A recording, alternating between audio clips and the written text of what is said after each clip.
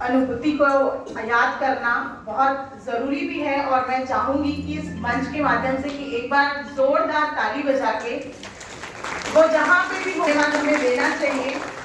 अभी बाबूजी से बात हो रही थी तो वो कह रही थी कि हम जब महिलाएं हैं अपनी महिलाओं के हक की बात करती हैं तो कभी ये नहीं होता है कि हम पुरुषों को कम समझ रही हैं।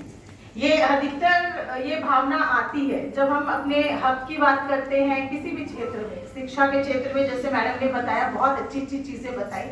और ये चीज़ सिर्फ शिक्षा की बात नहीं है, हर जगह में कोई भी अगर वर्किंग वुमेन है, चाहे हम पॉलिटिशियन ही हैं, हमारी जो सोच होती है, हमारा जो प्रॉब्लम होता है वो पुरुषों से अलग होता है। शिक्षा के क्षेत्र में भी आप देखेंगे तो पुरुष, जैसे मैडम ने बताया कि उनका जो मेन मोटिव होता है पेंशन को लेके, चाहे उनके प्रमोशन को लेके, ये सारी चीजें होती है। लेकिन महिलाओं की समस्या अलग होती है। हमको अगर वर्किंग मतलब वुमेन है तो हमको 9 महीने अगर बच्चे को जन्म देना है, उसका प्रॉब्लम है, महीने के 5 दिन की प्रॉब्लम है, तो उसमें वर्किंग जो काम है उसके लिए नियम धर्म कभी बनाया नहीं जाता, ना पुरुष उस चीज के लिए लड़ सकते हैं।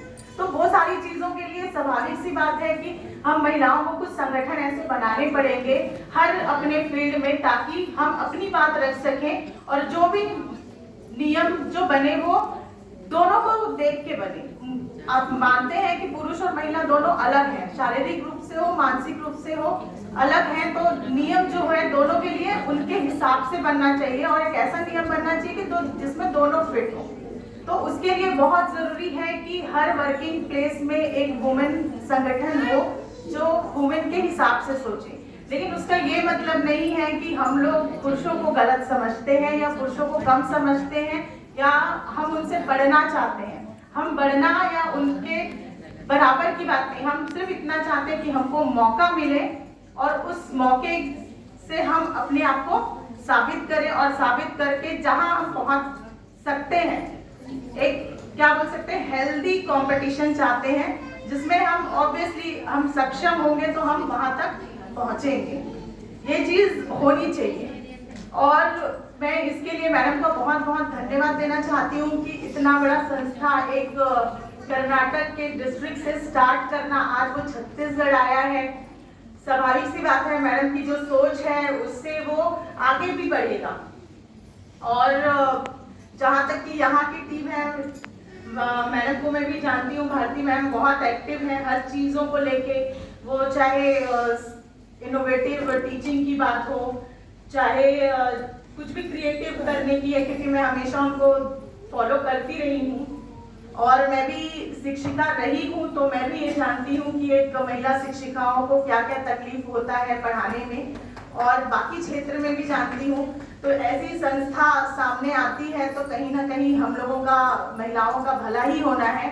तो मैं उसके लिए बहुत बहुत धन्यवाद देना चाहती हूँ मैडम का, और उम्मीद करती हूँ कि आपकी संस्था और आगे बढ़े। और क्योंकि शिक्षा सबसे बेसिक ज़रूरत है।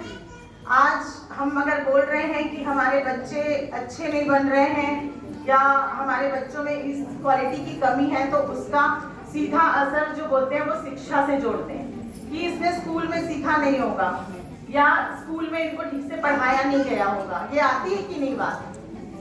तो शिक्षा बहुत बेसिक रिक्वायरमेंट है और उसमें आप देख सकते हो, आज यहाँ पर भी आप देखेंगे तो यहाँ पे मुझे लगता है मोस्टली तो टीचर ही बैठे हुए हैं।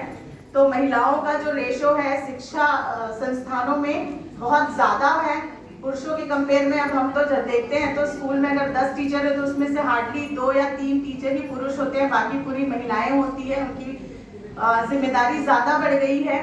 घर में भी संस्कार दो बोल रहे हैं, फिर स्कूल में भी संस्कार दो बोल रहे हैं, लेकिन स्कूल में संस्कार देने के लिए माहौल भी टीचरों के हिसाब से हो, तब वो चीज़ें वो अच्छे से कर पाएंगी।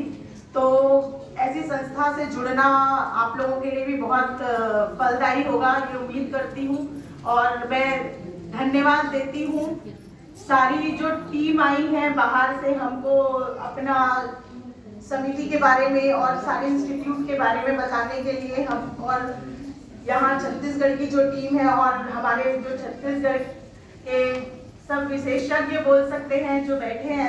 एज अ वक्ता मैं बहुत छोटी हूँ और उनको आपको सुनना है, उनसे समझना है। और इधर मंच के इस तरफ बैठे सारे जितने भी श्रोतागण हैं, वो टीचर हैं, साथ में जितने भी आए हैं, उन सबको मैं इस मंच के माध्यम से धन्यवाद देना चाहती हूँ, प्रणाम करती हूँ और उम्मीद करती हूँ कि आज का जो सेशन है वो आपको कुछ ना कुछ दे के जाए और आप कुछ ना कुछ सीख के जाओ।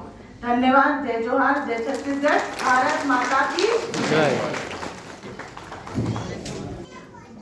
आदरणीय वर्मा मैम जी, निश्चित रूप से आपने अपने जीवन के अनुभव साझा किए और आपने बताया कि आप शिक्षक हैं। मुझे लगता है जीवन में मैंने यही अनुभव किया है कि जितनी भी माताएं हैं वो सब स्वतः रूप से शिक्षक हैं। इसीलिए माँ को पहला गुरु कहा गया है जीवन में, है ना।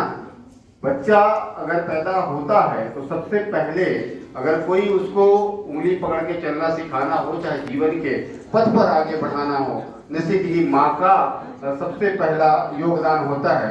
इसी